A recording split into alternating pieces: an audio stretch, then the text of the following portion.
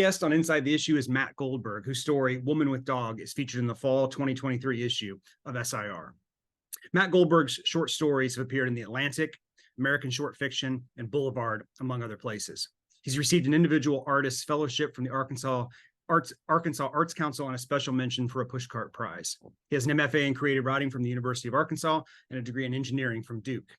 His recently completed novel, Roan, is a literary noir set in rural Missouri. Matt, welcome to Inside the Issue. Thank you. I appreciate it. Glad to be here. Yeah, it's great. I'm glad you're feeling better too, that we were able to get this worked out and you're on the mend. So for most of these interviews, I start off asking the writer to talk about your story, Woman with Dog. Maybe tell us a little bit about the story, kind of what it's about, or give us a summary. And then, I think it's interesting to hear where these stories kind of come from sometimes. Yeah.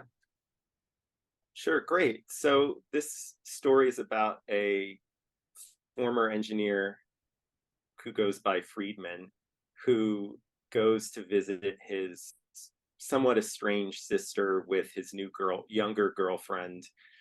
And he's reluctant to do so, partially because his mother is there, who deals with mental health issues.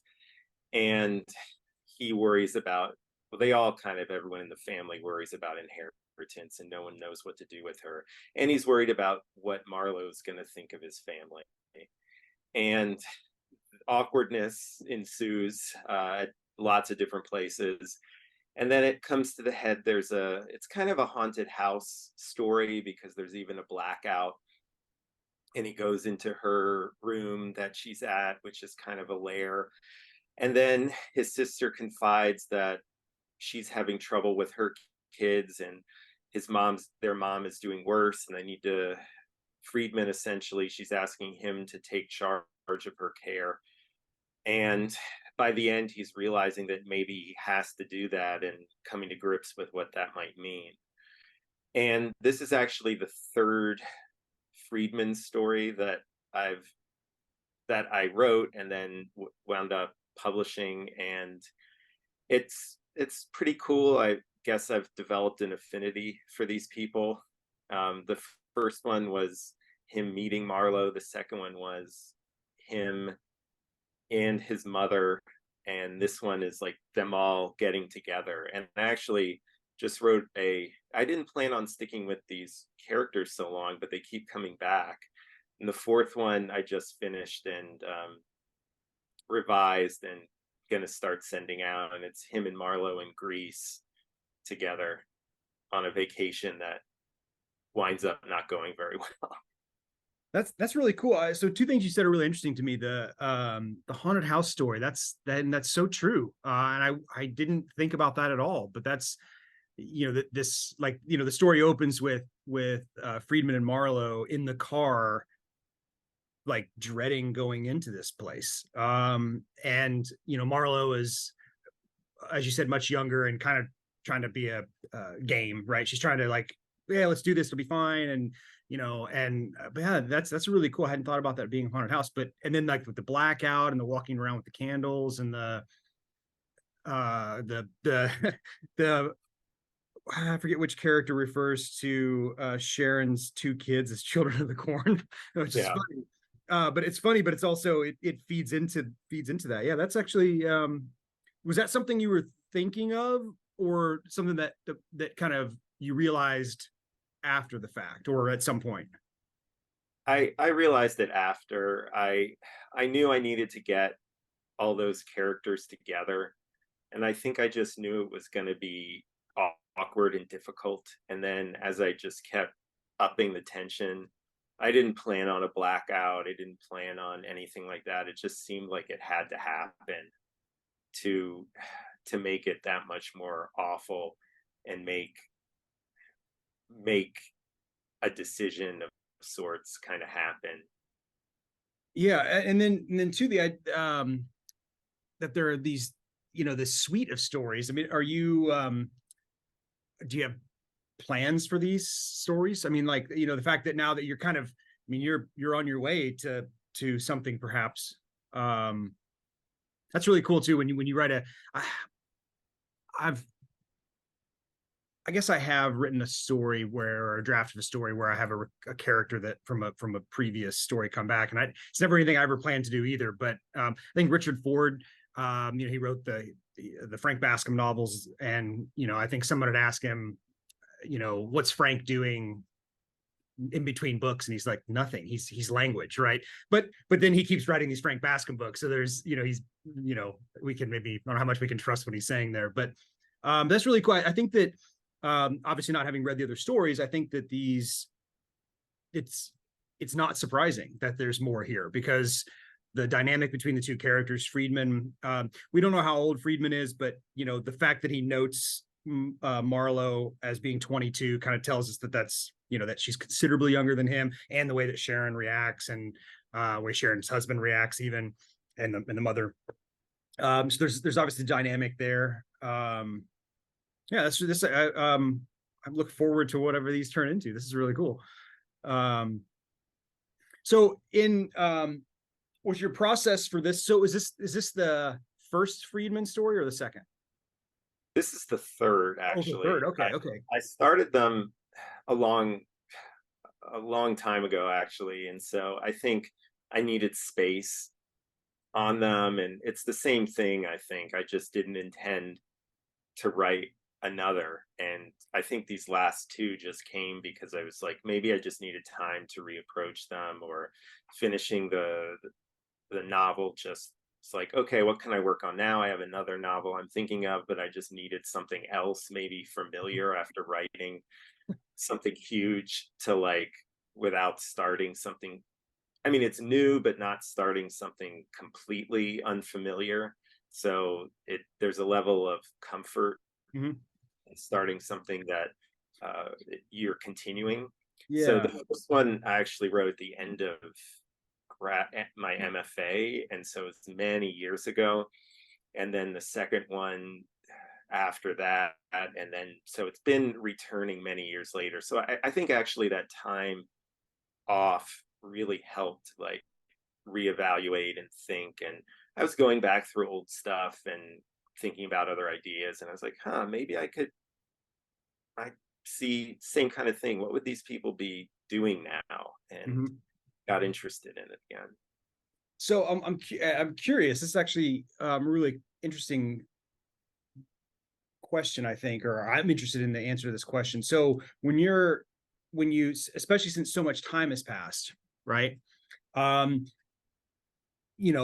with these last two that you said came more recently, was writing those stories that we can focus on Woman with Dog, of course, but writing this story after so much time had passed, like, how did you navigate, like, the passage of, like, when did the first story take place versus when this one takes place? And like, are they happening in the, relatively the same time frame, or are these characters aging? And I wonder, like,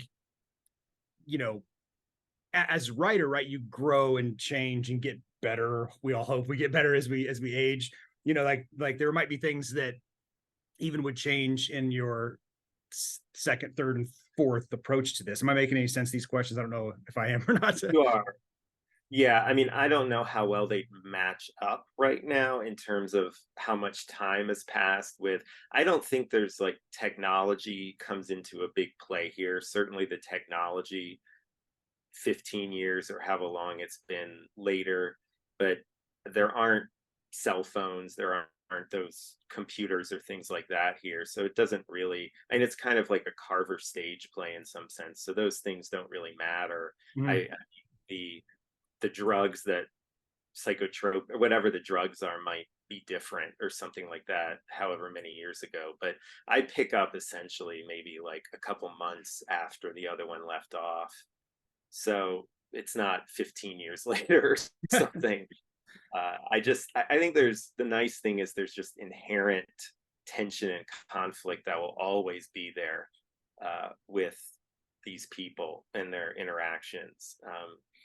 I mean, I think thinking about the biggest challenges with them is writing something at the same time they're linked, but I want them to be self-contained so they can stand on their own. And so I think that's a challenge, is introducing them and making them stand alone without having a reader need to know the other ones. So that's a challenge, definitely.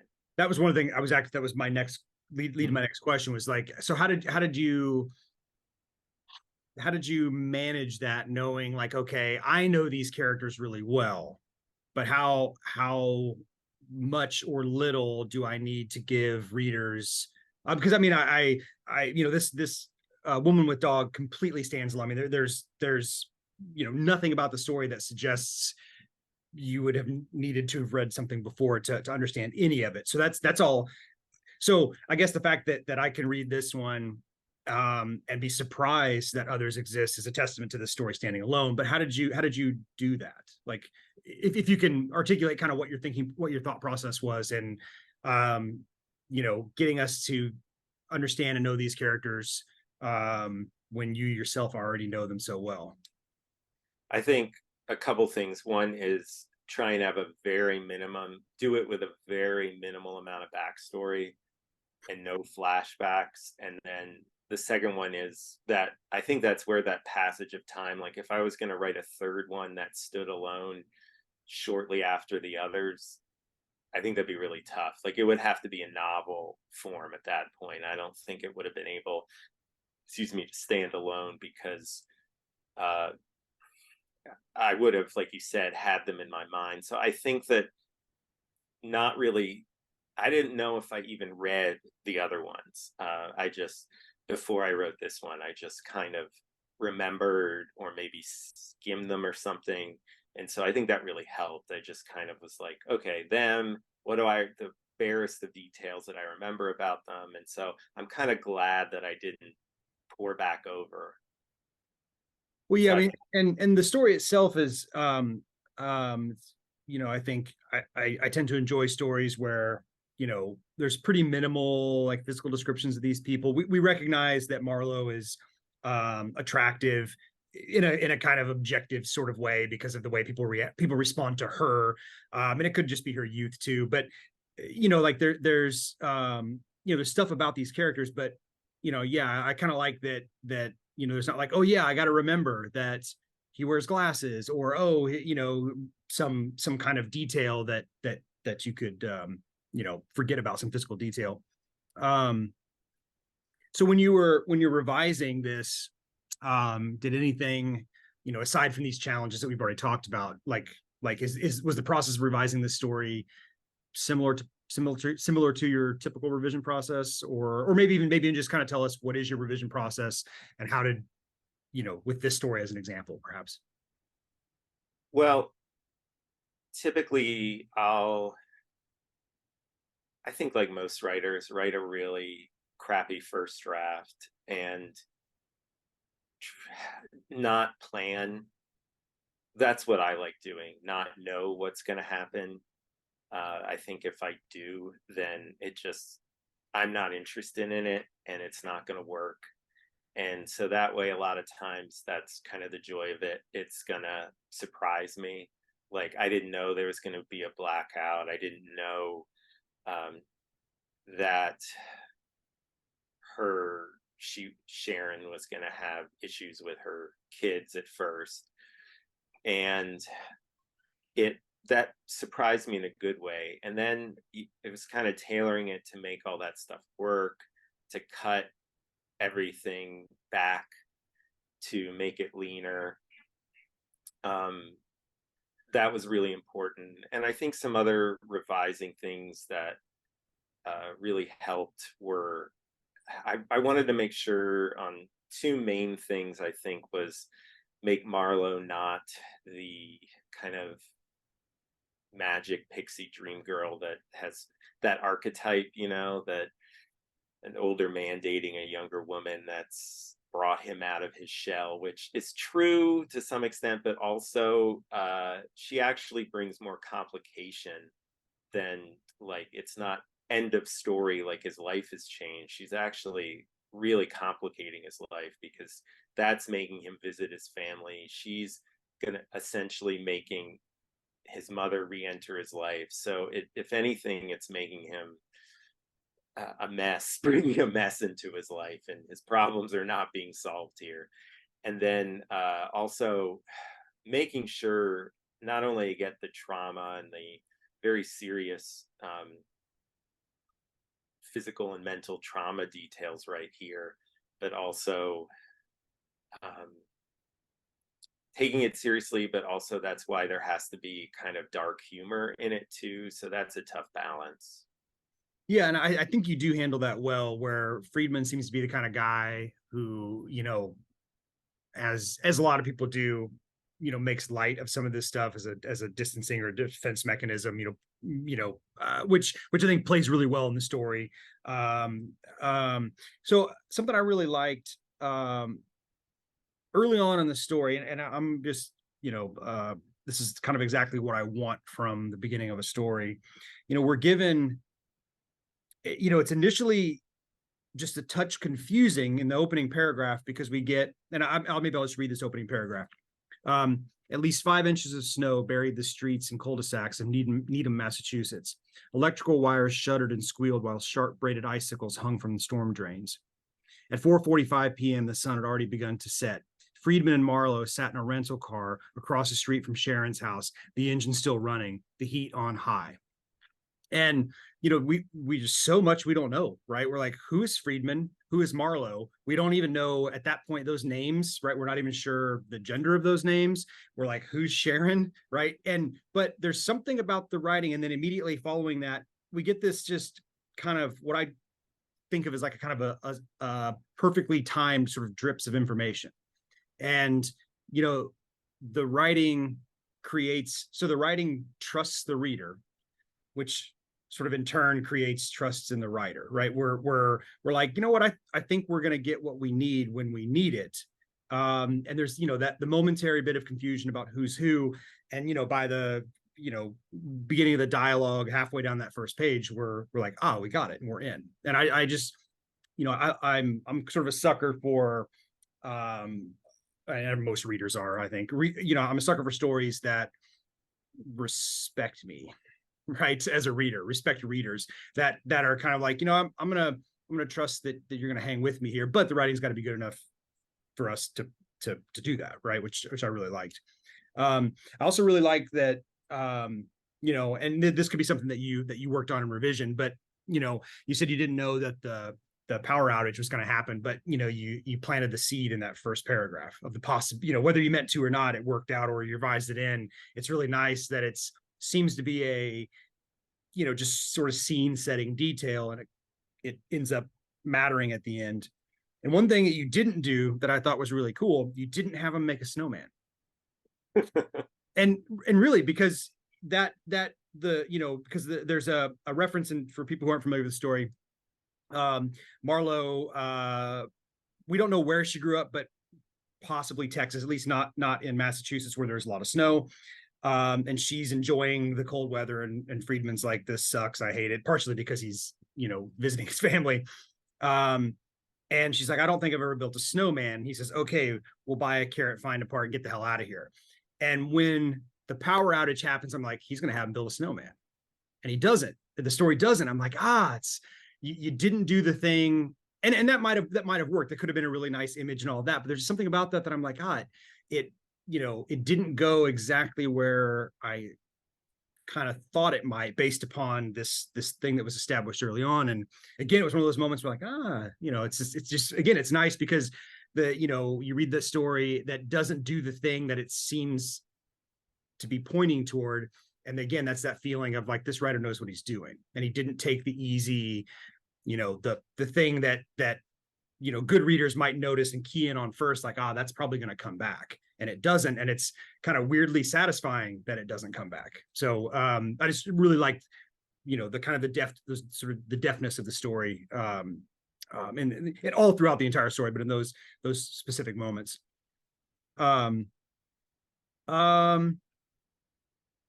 So you, in your bio, it said you have a novel that you have recently finished. Do you want to tell us about that? Sure. And I really appreciate those comments, by the way. Yeah. Oh. it was a actually, thinking about it, the story was twice. I think I usually write long and then cut way back. So this story was twice as long, and I had a lot more unsubtle details before it got subtle to respect the reader. So if I remember, I had like a black dog circling the neighborhood. So it was more of a horror, but also symbolic as kind of another evil in the background circling everything. And I got more into how exposition of what Friedman was feeling. And so all that I just realized had to be cut. And I think you're right. I mean, it can't circle around to building a snowman and building something. It's more an end of the world feel with the dead birds on the ground and the lights out, because his life prior to this is like happy early honeymoon-ish life with Marlowe is over at this moment. So it's definitely the end of that part of their early relationship. So I agree. For the novel, yeah, it's exciting and a little scary. It's called Roan. It's set in a town like this one where I'm at in Rolla, Missouri, and it is completely fictional. And it's a professor who it's not biographical too. I have to qualify all that stuff. Who finds his friend dead, and it looks like a self-inflicted, but he has doubts. And he is the main character is the son of a famous forensic pathologist who has like written the book on this best-selling book on forensic pathology. And so he takes the case essentially, but it's not a like by the numbers whodunit. It's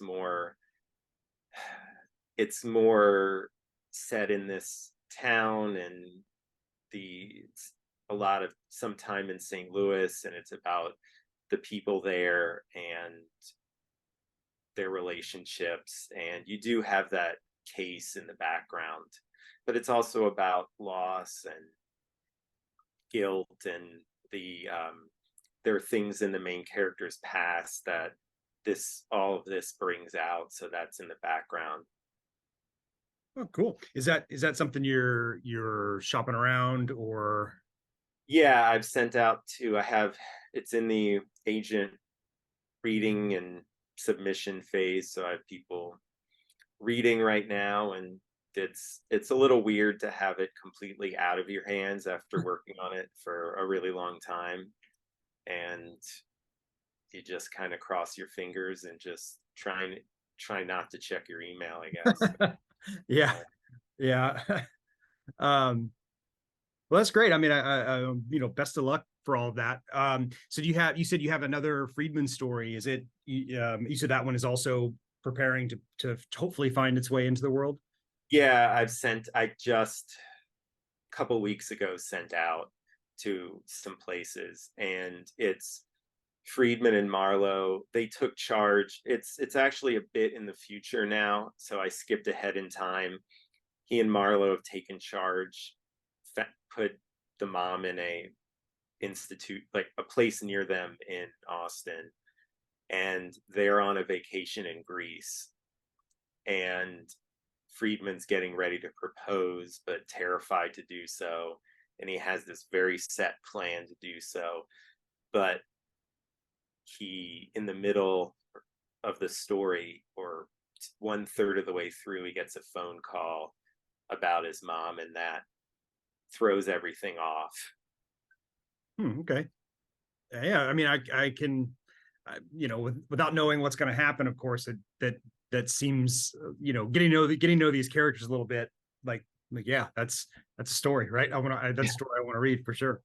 All right. Well, thank you so much. Woman with Dog can be found in the fall 2023 issue of Southern Indiana Review. You can go to usi.edu/SIR to find out how to get a copy. The link will also be in the description, and as will Matt's bio and everything. So many thanks again to Matt for joining us. And we will see you on the next one. Thank Thanks. you so much. I appreciate it. No problem.